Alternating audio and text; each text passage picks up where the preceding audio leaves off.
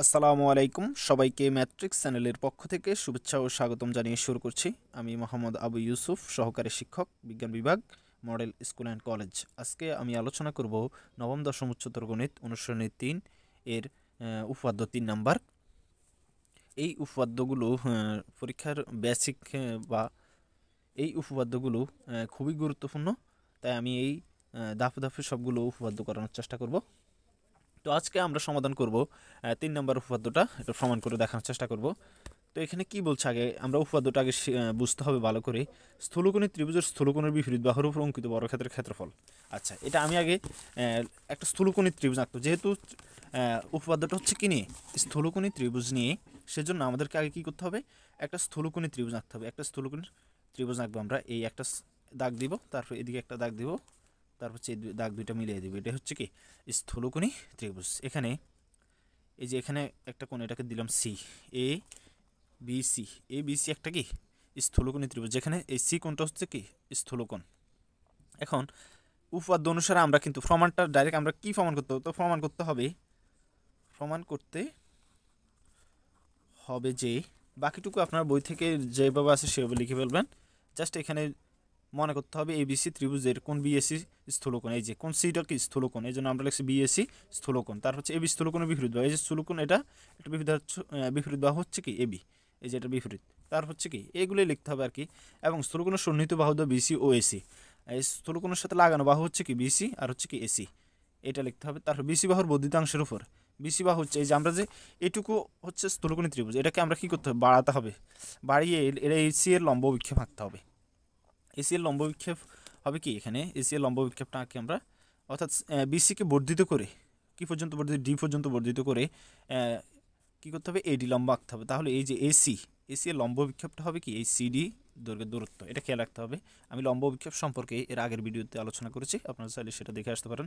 তারপর আমি এখানে আরেকটা দেখাই দিতেছি, মনে করেন এই একটা ত্রিভুজ, ঠিক আছে, এটা লম্ব বিক্ষেপ আঁকতে হবে। এই যে এসি বাহুর লম্ব বিক্ষেপ হবে কি, এখান থেকে এটাকে বাড়াতে হবে আর এখান থেকে লম্বা আঁকতে হবে।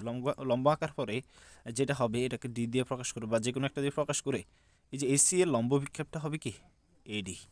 ঠিক এখানেও একই কাজ হয়েছে। তো প্রমাণ করতে হবে কি, দেখেন আমরা জাস্ট উপপাদ্য অনুসারে আমরা কি প্রমাণ করতে এটা দেখানোর চেষ্টা করব। উপপাদ্যে কি বলছে, স্থূলকোণী ত্রিভুজ স্থূলকোণের বিপরীত বাহুর উপর অঙ্কিত বর্গক্ষেত্র। আচ্ছা, স্থূলকোণ হচ্ছে কি সি, এটার বিপরীত বাহু হচ্ছে কি এবি। এবি এর যদি উপরে যদি আমরা কি করি, একটা বর্গক্ষেত্র আঁকি, এই বাহুর বর্গক্ষেত্রের 4টা বাহুর সমান, তাহলে ওই বর্গক্ষেত্রের ক্ষেত্রফল হবে কি বাহু স্কয়ার, বর্গের ক্ষেত্রফল বাহু স্কয়ার, এটা খেয়াল রাখতে হবে। তাহলে এই যে এবি স্কয়ার, এটার ক্ষেত্রফল হবে কি এবি স্কয়ার, এই জন্য এবি স্কয়ার লিখতে হবে। তারপর হচ্ছে কি, মানে আমরা যেটা প্রমাণ করতে হবে এটা লিখবো আমরা বর্ণনা অনুসারে। তারপর কি বলছো, অঙ্কিত বিপরীত বাহুর উপর অঙ্কিত বর্গক্ষেত্রের ক্ষেত্রফল হবে কি এবি স্কয়ার, এবং ওই কোণের সন্নিহিত অপর দুই বাহুর, এই কোণের সাথে লাগানো অপর দুই বাহু হচ্ছে কি বিসি এবং এসি। এসি এর এই দুইটা বাহুদ্বয়ের উপর কি করতে হবে, বা এই দুইটা বাহুর উপর দুইটা বর্গক্ষেত্র রাখতে। এই যে বিসি বাহুর উপর বর্গক্ষেত্রের ক্ষেত্রফল হবে কি বিসি স্কয়ার, আবার এসি বাহুর উপর অঙ্কিত বর্গক্ষেত্রের ক্ষেত্রফল হবে কি এসি স্কয়ার। তাহলে এসি স্কয়ার, এই যে এসি এর উপর একটা বর্গ আঁকতে হবে, ঠিক আছে। আবার কি বিসি এর উপর একটা বর্গ আঁকতে হবে, ওই বর্গক্ষেত্রের ক্ষেত্রফল বিসি এর উপর অঙ্কিত বর্গক্ষেত্রের ক্ষেত্রফল হবে কি বিসি স্কয়ার, ঠিক আছে।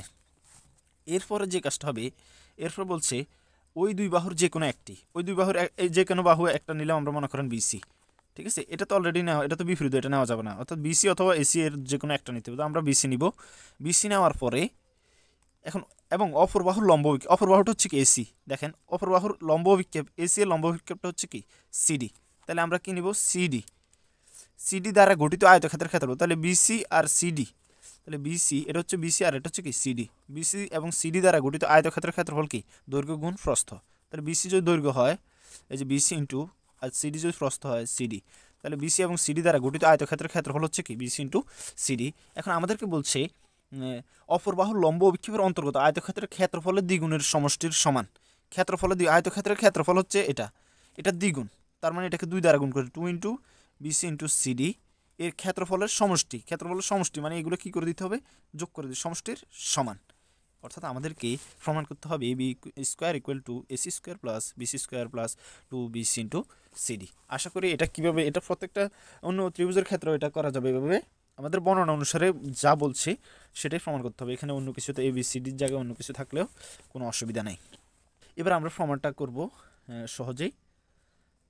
প্রমাণ করার জন্য আমরা এখানে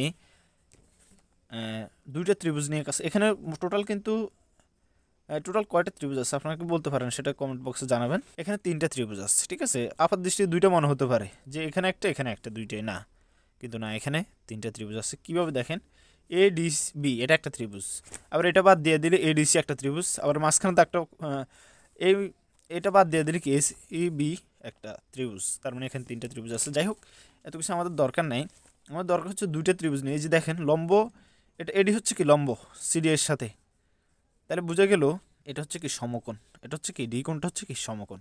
এখন আমরা 2টা সমকোণী ত্রিভুজ নিয়ে কাজ করব। এখানে 2টা সমকোণী ত্রিভুজ আছে, দেখেন ADC একটা সমকোণী ত্রিভুজ, আবার সি বাদ দিয়ে দিলে ADB একটা সমকোণী ত্রিভুজ। তার মানে এখানে 2টা সমকোণী ত্রিভুজ আছে। তাহলে আমরা প্রথমে লিখব ত্রিভুজ আমরা প্রথমে ছোট ত্রিভুজটা নিয়ে কাজ করব, HCD। এই যে মনে করবো এটা আপাতত নাই, তাহলে আমরা ত্রিভুজ ADC হতে পাই সমকোণী লিখি, যেহেতু এটা সমকোণী ত্রিভুজ, ত্রিভুজ কি ADC হতে পাই, ADC হতে পাই। এখন আমরা জানি সমকোণী ত্রিভুজের একটা উপপাদ্য আছে, অতিভুজ স্কয়ার ইকুয়াল টু লম্ব স্কয়ার প্লাস ভূমি স্কয়ার। তাহলে ADC ত্রিভুজের অতিভুজ হচ্ছে কি AC, তাহলে আমরা লিখতে পারি AC স্কয়ার, অর্থাৎ অতিভুজ স্কয়ার ইকুয়াল টু লম্ব হচ্ছে কি AD স্কয়ার প্লাস ভূমি হচ্ছে কি CD স্কয়ার। এটাকে আমরা 1 নং সমীকরণ দিয়ে দিব, অর্থাৎ AC square equal two AD square plus CD square. আবার আমাদের টার্গেট রাখতে হবে কি, আমাদের AB স্কয়ার, মানে এই প্রমাণটাও টার্গেটে রাখতে হবে। এবার হচ্ছে আমরা ADC নিয়ে কাজ করছি। এবার কি করব, আমরা এই পুরো ত্রিভুজটা ADB নিয়ে কাজ করব।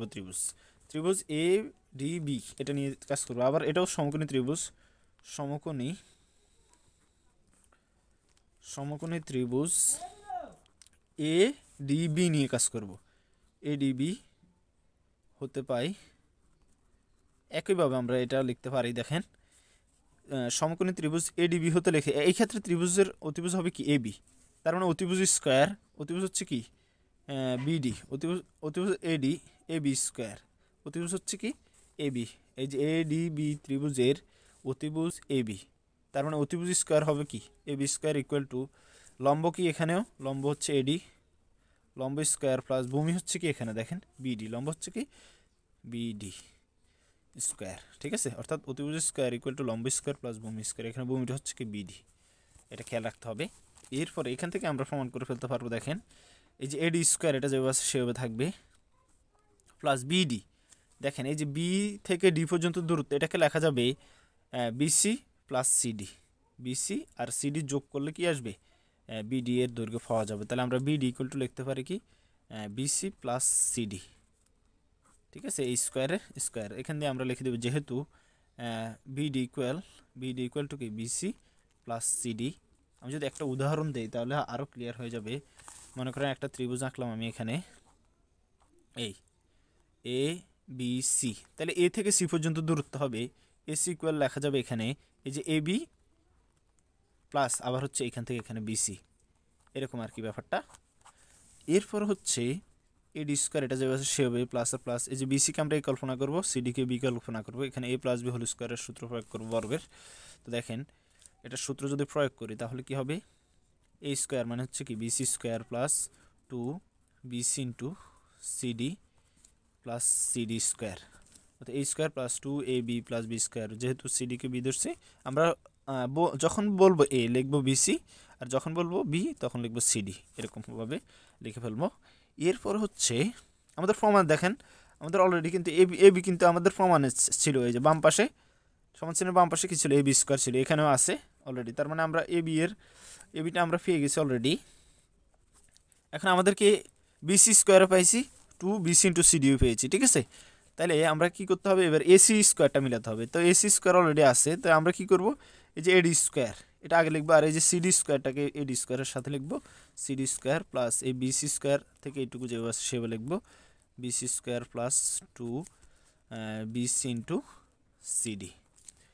এরপর আমাদের কাজ হবে, এখানে কিন্তু আমাদের অলরেডি মিলে যাচ্ছে অঙ্ক, AB স্কয়ার ইকুয়াল টু এই যে AD square plus CD square. দেখেন AD square plus CD square equal to কি এসি স্কোয়ার। তাহলে আমরা এটার জায়গায় কি লিখতে পারি AC square plus BC square plus 2 BC into CD. এটাই আমাদেরকে প্রমাণ করতে বলছে। এই যে আমাদেরকে বলছে প্রমাণ করতে হবে যে কি A B square equal to AC square plus BC square plus 2 BC into CD. তাহলে আমরা এটা কি করে দিলাম প্রমাণ করে দিলাম। এটাই হচ্ছে আমাদের উপপাদ্যের প্রমাণ। তো আশা করি আপনারা উপপাদ্যটি বুঝতে পেরেছেন। যদি বুঝতে পারেন অবশ্যই লাইক কমেন্ট শেয়ার করবেন এবং ধারাবাহিক ক্লাসগুলো পেতে চ্যানেলটি সাবস্ক্রাইব করে পাশে থাকা বেল আইকনটি বাজিয়ে দিবেন। ধন্যবাদ।